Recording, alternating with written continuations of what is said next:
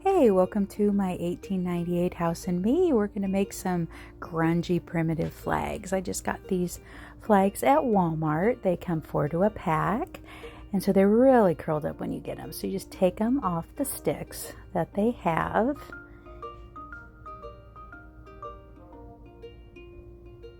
Right there, you take them all off, and then you try to straighten them out as best you can, but they're going to be kind of ripped at the edge from taking them off of the staples, so you'll want to cut that part off on all 4 here. Just kind of even it out. You don't really lose much of the flag.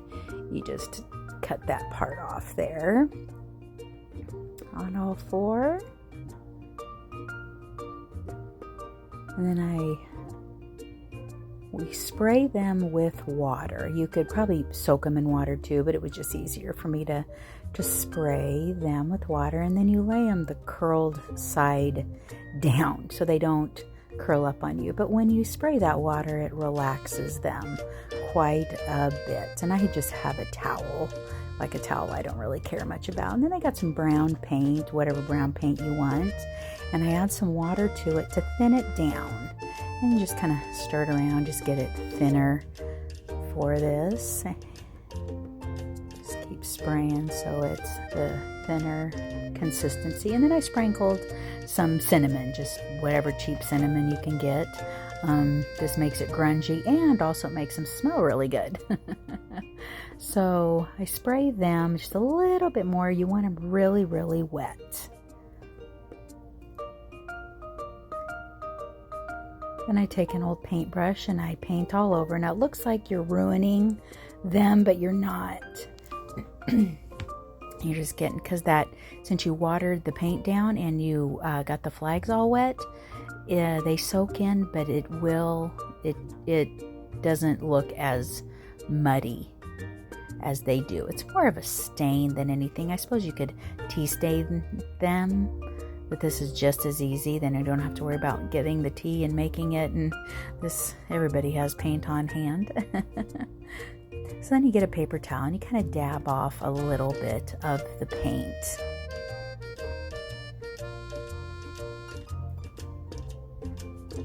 And then I just sprayed them a little bit more so they were even wetter, and then I turned them over so they could dry like that. Okay, now that they are dry, I cut some twigs the same length as the stick thing that came with them. And I put glue about 1/4 inch down, and I glued on the stick. And I kind of wrap it around the stick just a little bit.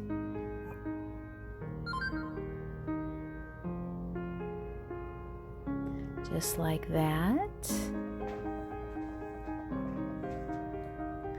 I'm doing that on all 4. Now this one is where I realized that I needed some of the stick to poke out of the top. So then I go back and I take those off, and then I re-put the glue down with a little bit of the stick out of the top there. And you'll see why in a minute. So I take the stick off of that one, glue it down, and then I have it so there's about 1/4 inch poking out above the flag. There, and then this one right there, and then wrap that around just like that. And then I take some twine, about 12 inches or so, make a loop and kind of just loop it and put the other ones through there. I don't know why I was having so much trouble trying to get that string on there. And I put it on and put it down, and then I think, oh wait, I want it to go underneath the flag. And after I put it on there, I'm like, no, I like it at the top better. So I go back and I put it on the top, and I do that to all 4. You make a loop, and then you stick the strands out of the other side of the loop, and I do that on all 4 of these.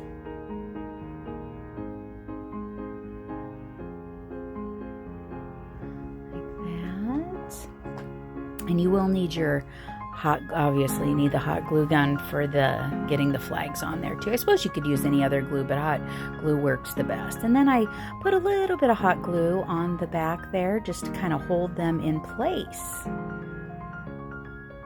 Right, and that is the end of the grungy